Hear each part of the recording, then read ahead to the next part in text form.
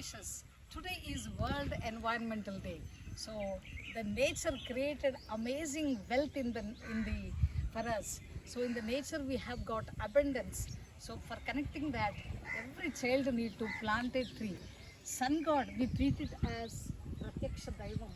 మరి ఆ సూర్య భగవానుని ప్రత్యక్ష దైవంగా మనం కొలుస్తాం.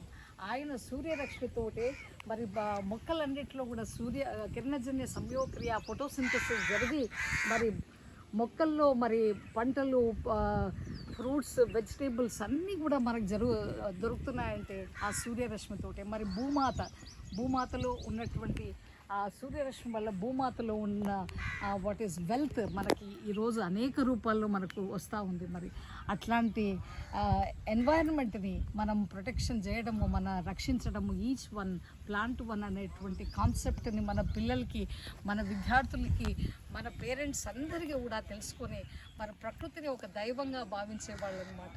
మరి సివిలైజేషన్ ఎక్కడ జరిగింది అనేటువంటి నీరున్న చోటే సివిలైజేషన్.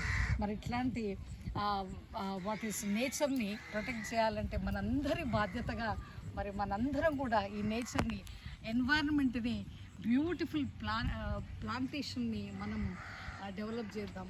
ఏప్రిల్ అంటే ఏప్రిల్ ఫూల్ అని, మేలో సమ్మర్ హాలిడేస్ అని అనుకుంటాం. ఏప్రిల్ ఫూల్ కాకుండా కూల్ చేద్దాం. ఈ నేచర్ని కూల్గా ఉంచేటువంటి జ్ఞానాన్ని కలిగి ఉండి మరి ప్రతి student each one plants save the nature. Plants are our wealth. Nature is our real friend. So please, each one of us, let us plant a tree and love the plants, love the nature. Once if we connect with the nature, amazing things happen. That is the beauty of this nature, the abundance. Once whatever the thoughts align with the nature, it comes into manifestation. So believe that each one of us, let us save the plants, save the nature, so nature saves us అనేటువంటి concept మన పిల్లలకి చిన్నప్పటి నుంచే నేర్పిద్దాం.